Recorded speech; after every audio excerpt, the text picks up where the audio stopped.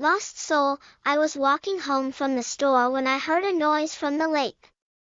It sounded like someone was groaning out of pain. I walked towards the sound slowly. The light from the moon and buildings from behind me lit up my path. As I walked closer towards it, I stepped on a leaf and it made a crunch. I cursed in my head, and when I did I heard another voice yell out, "Don't come closer." Whoever it was, they sounded in pain and scared. I could hear their voice shaking and what sounded like little cries. "I'm not here to hurt you," I said softly so they could understand that I was there to help, but that's when I heard a loud thump and everything went silent. "Are you okay?" I asked, but no response. I put down my bags and moved down to the lower part of the lake. I found a boy laying there. He was all dirty, covered in mud.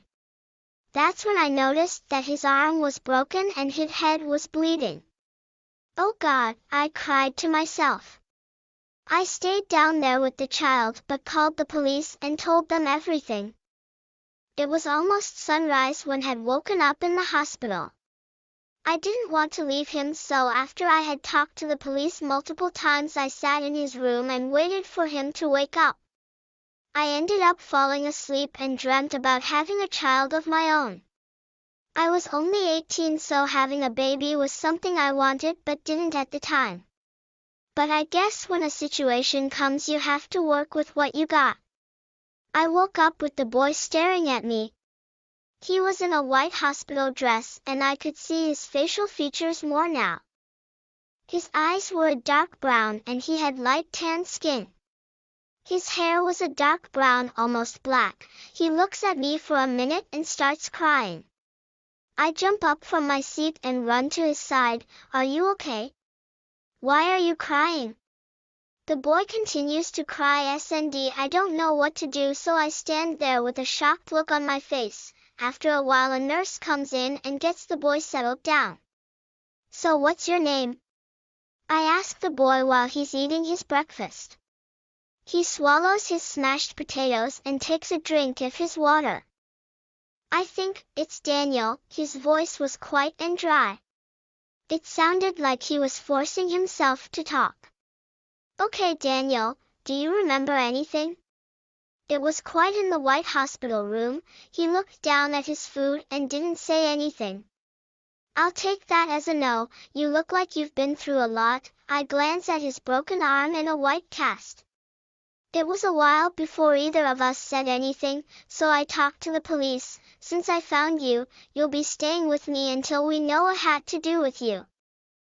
They also want me to try to trigger any memories." He still didn't say anything until the nurse came back in. "Okay, so what's your name?" she asked with a gentle voice. "Daniel," I said for him. He looked like he was about to cry again. "He's having a hard time speaking," I said, looking at the nurse. "Well, Daniel, the police are going to come in and talk to you later today, then you can go home with Miss Simmons." I look at Daniel and smile. The police came and talked to Daniel. They wouldn't let me in the room, which was understandable. After they were done, the nurse came Daniel some extra clothes they had from the donations.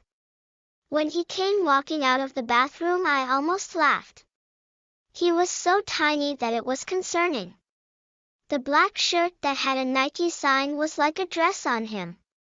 And the pants were so big he had to hold them up while walking. "When we get home you can change into something that fits you better. If I don't have anything, there we go shop for some." I guess I didn't mention to him it was a pretty small town by the lake. So I didn't really need a car. I walked everywhere, but he barely had the strength to stand up, so we had to take the bus home. When arrived at my house at 7 in the morning, we stood in front of the front door.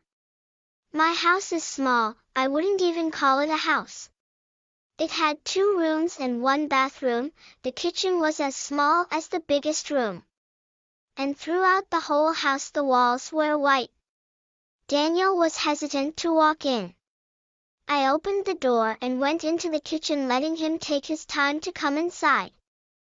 I knew he wasn't going to run, he didn't have the energy to, and if he did, I don't think he would get far so I could catch up to him. While I waited for him to come inside, I went into the smaller room and took the navy blue sheets off the bed and put them in the washer. I started to cook with the bag of groceries I got when I found Daniel. He needs to put on much weight as possible, I thought to myself. As I was cooking, I heard the door shut, and footsteps walking slowly. I turned the oven off and walked to the living room. "Hey, how you feeling?" He looks up from his feet and softly spoke, "Tired." I smiled at him. "You can lay in my room for now until the sheets for the other room are clean." He looks confused. "What about you? Where will you be sleeping?" I turned to the small. Linh hồn đã mất. Tôi đang đi bộ về nhà từ cửa hàng thì nghe thấy tiếng động từ hồ. Nghe như có ai đó đang rên rỉ vì đau. Tôi đi về phía những âm thanh một cách chậm rãi. Ánh sáng từ mặt trăng và những tòa nhà từ phía sau tôi đã thắp sáng con đường của tôi. Khi tôi tiến lại gần nó, tôi giẫm phải một chiếc lá và nó phát ra tiếng kêu rắc rắc. Tôi nguyền rủa trong đầu và khi tôi nghe thấy một giọng nói khác hét lên, "Đừng lại gần." Dù đó là ai, họ nghe có vẻ đau đớn và sợ hãi. Tôi có thể nghe thấy giọng họ run rẩy và những gì giống như tiếng khóc nhỏ.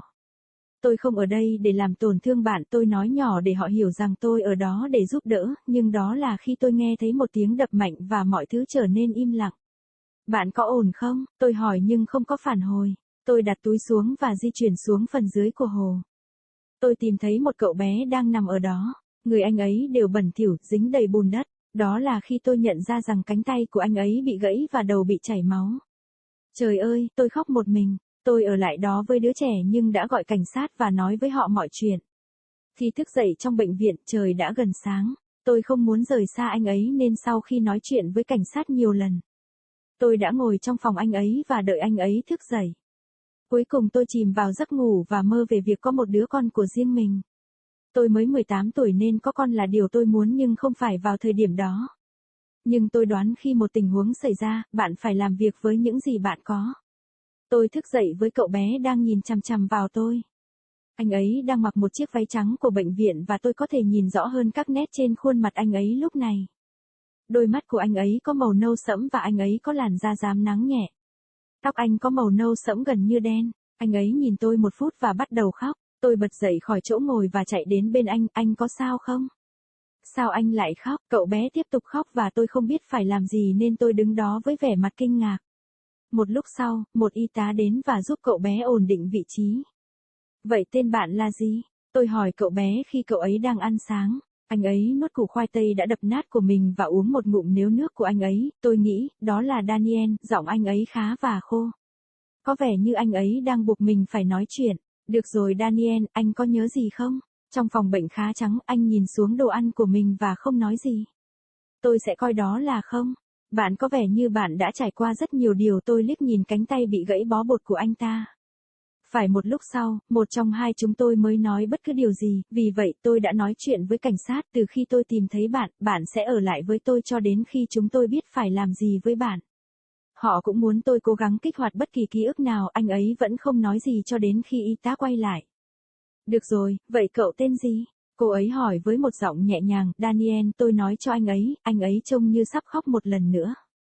Anh ấy đang gặp khó khăn trong việc nói, tôi nói khi nhìn cô y tá.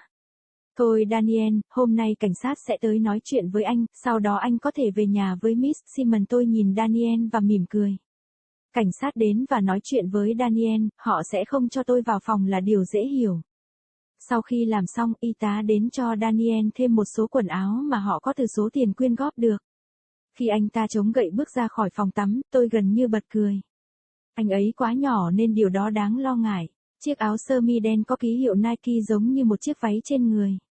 Và chiếc quần quá lớn khiến anh phải cầm chúng lên khi đi bộ. Khi chúng tôi về nhà, bạn có thể thay đổi thứ gì đó phù hợp với bạn hơn. Nếu tôi không có gì ở đó, chúng ta đi mua sắm một ít. Tôi đoán tôi đã không nói với anh ấy rằng đó là một thị trấn nhỏ xinh bên hồ. Vì vậy, tôi không thực sự cần một chiếc xe hơi mà tôi đã đi bộ khắp nơi, nhưng anh ấy có sức mạnh để đứng dậy nên chúng tôi phải bắt xe buýt về nhà.